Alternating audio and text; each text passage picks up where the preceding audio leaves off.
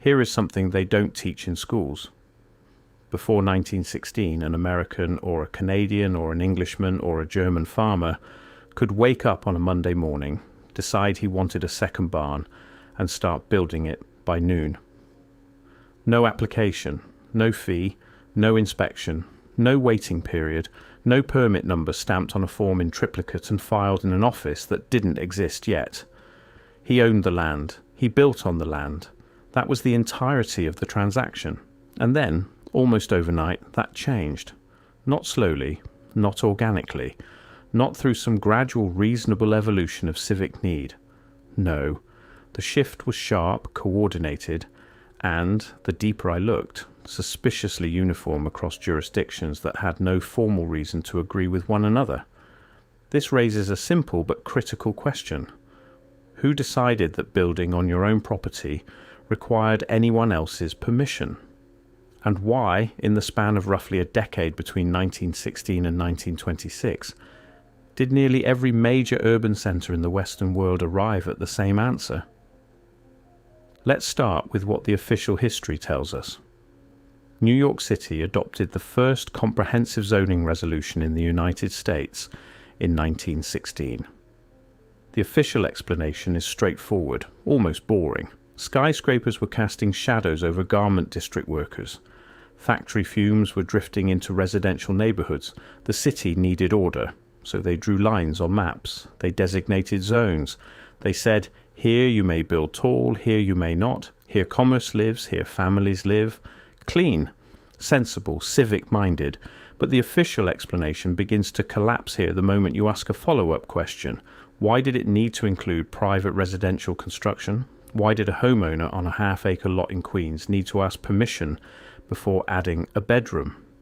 The factories and the skyscrapers, sure, you can make that argument, but the pattern that emerged didn't stop at commercial regulation. It reached into the most personal, most intimate form of ownership a human being can exercise. It reached into the act of improving the land you already paid for and already owned, and that's where this becomes impossible to ignore. The deeper I went into the municipal records from this period, the more a pattern emerged. Not a messy, disputed, contested pattern, a clean one, an almost architectural one. By 1926, 10 years after New York's resolution, the US Department of Commerce had issued the Standard Zoning Enabling Act, a model law that states could simply adopt wholesale. 43 states had enacted zoning legislation based on this template within the decade. 43 states, different geographies, different economies, different political cultures, different densities of population.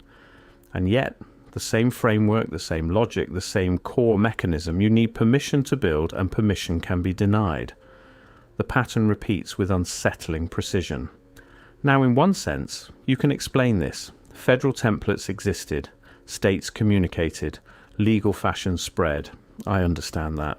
But what I kept returning to, what kept nagging at me, was the speed, the uniformity, the absence of meaningful resistance. Where were the dissenters? Where were the state legislatures that said, no, we will not tell a farmer he needs a permit to build his own fence?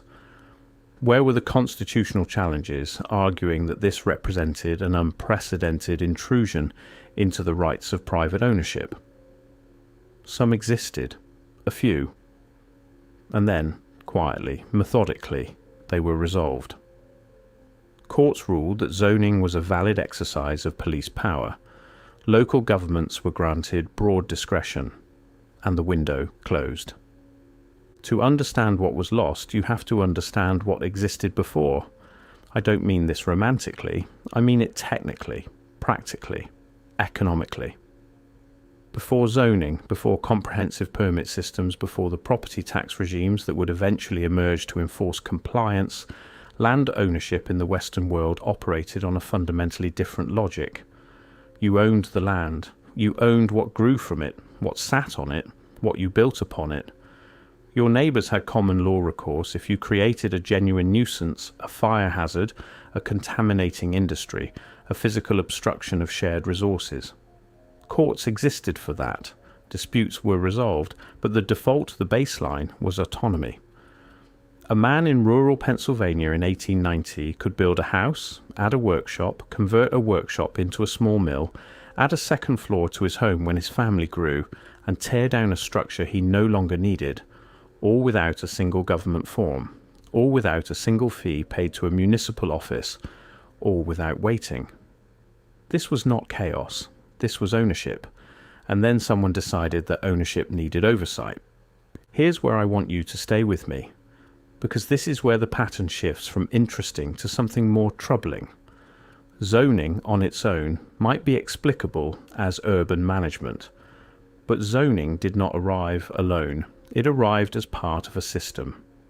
And the system, when you look at all of its components together, not separately, the way they're usually discussed, but together, begins to look like something more deliberate than civic tidiness. The components are these. First, zoning laws, which restricted what could be built, where, and to what dimensions. Second, building permit requirements, which mandated government approval before any construction could begin, and introduced fees for that approval, fees that compounded over time. Third, property tax systems, which were reformed and expanded during roughly the same period, particularly following the institutionalization of municipal finance in the early 20th century, shifting from flat or minimal taxation toward assessed value models that tied your annual tax burden to what you built and improved. Fourth, building codes, which specified how construction must occur, materials, methods, inspections at each phase, ensuring that even if you receive permission to build, the building itself remains subject to ongoing governmental oversight. Not one of these, not two of these, all four, simultaneously, coordinated across jurisdictions, embedding into law within a 15 to 20 year window that history has largely treated as a progressive administrative era. The evidence suggests something much larger than administrative tidiness. Look at this house, built in 1908. No permits required. Owner decided he wanted a wraparound porch in 1911. Added it. Decided he wanted a detached workshop in 1913. Built it over a summer. This was normal. This was unremarkable. Now walk 20 years forward, and that same act, adding a workshop to your own property, requires an application, a fee, an inspection, a certificate of occupancy, and in many jurisdictions a reassessment of your property value, which will increase your annual tax burden permanently. You pay to improve your own land, and then you pay more every year because you improved it. Once you see it, you can't unsee it. I want to be careful here. I want to be precise, because the argument I'm tracing is not that zoning and permits are inherently sinister in all of their applications. I'm not making that claim. What I'm asking, what the evidence keeps pushing me toward asking, is this. Was the framing of these laws from the beginning designed to normalize dependency? Consider the language. From the very first zoning resolutions, the framing was not, we are restricting your right to build, but we are organizing community development. The word permission was rarely used. Approval was used. Compliance was used. Certificate was used. Language that implied not restriction but process, not a gate but a door. And here's the strangest part. The door opened consistently for those with resources and connections. The door opened for developers, for incorporated entities, for those who could afford attorneys to navigate the permitting process.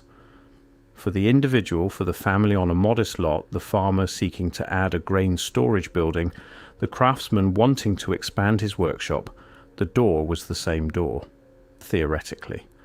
But the cost of the door was not the same at all. The deeper I looked, the more I found a record that was, in places, conspicuously thin.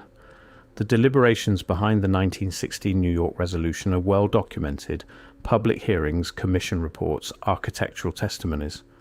But at the municipal level, across hundreds of smaller cities and towns that adopted similar frameworks in the following decade, the record becomes strangely sparse. City council minutes that mention zoning adoption in a single paragraph, no recorded public debate, no dissenting votes or records of whether any dissenting votes were cast, ordinances that appear fully formed in the municipal code without any traceable draft history, as if the administrators of these towns were following instructions they didn't fully understand, transcribing a template rather than deliberating a policy. I cannot prove that. I want to be clear. But absence of documentation is itself a form of evidence, or at minimum, a form of question. When major legal transformations in property rights leave behind almost no record of public contest, you are permitted to ask why. The silence was deafening. Before we go further, and we will go further, consider what the pre-regulatory world actually produced. The vernacular architecture of the American frontier, the self-built towns of the Midwest, the farmsteads of the Appalachian Highlands, the craftsman homes of the Pacific Northwest. These structures were built without architects in many cases, without permits in all cases, without inspections in virtually every case. And they stand.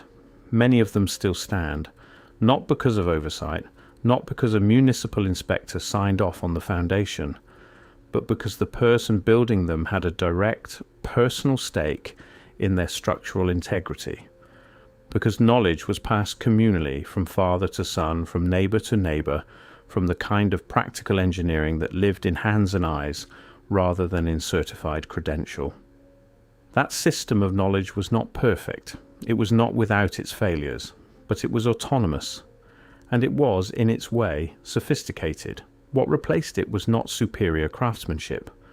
What replaced it was a credentialing apparatus, licensed contractors, certified inspectors, approved materials lists that interposed itself between a person and the act of building on their own land. And who paid for that apparatus? Who funded the inspectors, the permit offices, the code enforcement departments? The property owner, through fees, through taxes, through compliance costs. You paid for the system that restricted you. Before 1916, the threshold of your home was, legally and philosophically, one of the most protected boundaries in the Western legal tradition. Your land, your walls, your roof. The state required extraordinary justification to cross it, but the permit system quietly inverted that logic. Now the state didn't need to cross your threshold. You came to them, you filed, you paid, you waited, you demonstrated compliance before a single board was nailed. The wall didn't move, the threshold didn't move, but the power dynamic at that threshold reversed entirely. And here's what nobody talks about: the fee. That small, seemingly administrative fee attached to every permit application, multiplied across millions of parcels, across decades, across every addition, renovation, and new structure built in America since 1916. Not a tax on income, not a tax on commerce, a tax on the act of improving what you already own. That money went somewhere, that system served someone. The question is simply, who? Now I want to talk about the economic mechanism, because I think this is where the transformation becomes most legible. Before comprehensive zoning and assessed value property taxation, owning land was, in an important sense, a terminal transaction. You bought it. You owned it. Your ongoing obligation to the state was minimal, often a flat, modest tax, unrelated to what you built or improved upon the property. The shift to assessed value taxation changed the fundamental relationship between owner and state in a way that I don't think has ever been fully articulated in mainstream historical analysis. Under assessed value taxation, improvement becomes liability. Build a better home on your land, and your tax burden increases. Add a workshop, add a greenhouse, add a guest cottage. Each improvement, each act of making your land more productive, more livable, more valuable to you and your family, triggers a reassessment that increases the permanent recurring cost of ownership. This is not a neutral mechanism. This is a system that functionally penalizes investment in your own property while rewarding stasis. A system that ensures you can never fully finish owning the land because the land is never fully yours in a fiscal sense. There is always a continuing obligation calibrated to the value of what you've built. This raises a simple but critical question. Is this ownership in any meaningful sense? Or is it something else, something that wears the vocabulary of ownership while operating, structurally, more like an indefinitely renewable lease? I want to be honest with you about where this leaves me. I came into this investigation looking for a story about urban planning history.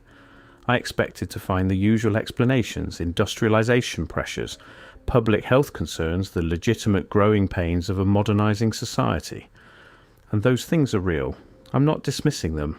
But the deeper I went, the more the official explanation, "we needed order," felt insufficient for the totality of what was constructed.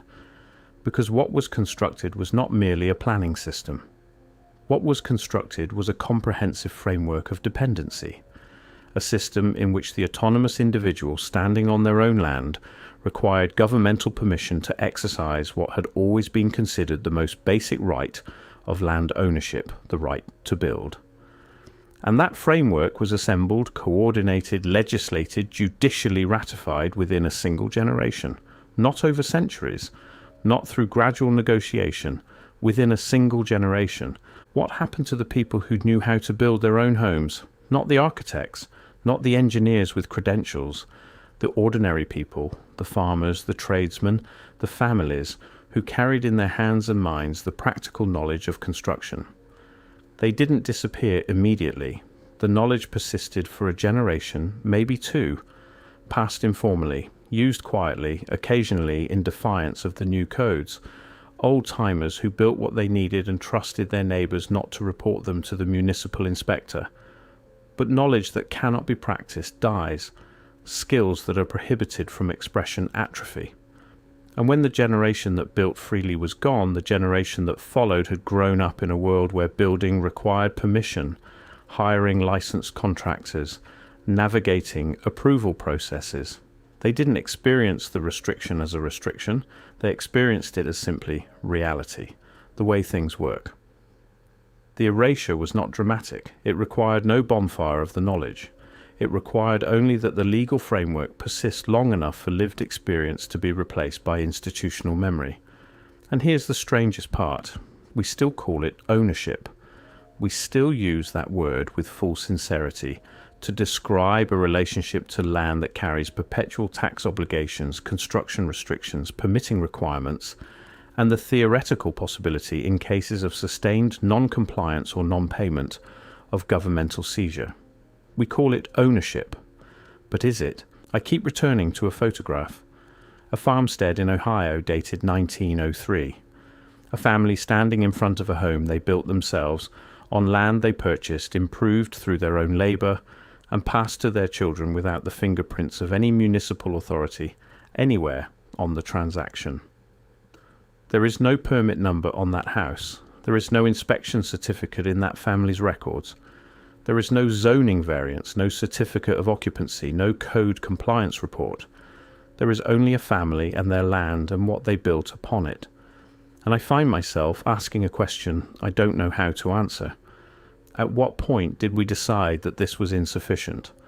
At what point did we decide that a person standing on their own land reaching for a hammer needed someone else's permission before the first nail?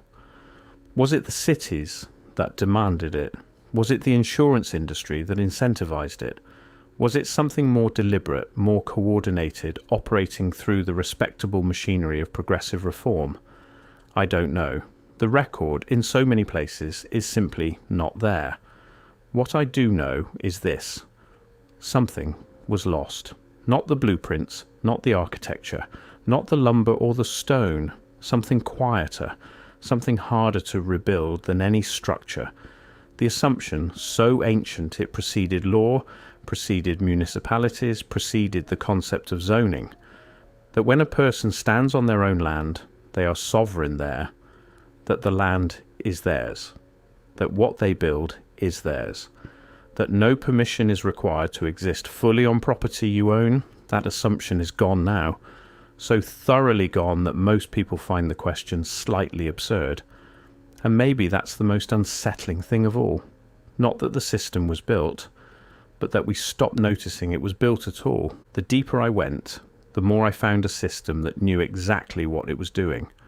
Or maybe I found a system that no one designed at all, that simply emerged self-reinforcing, rewarding compliance, penalizing autonomy until compliance became culture and the autonomy was simply forgotten. Which possibility troubles you more?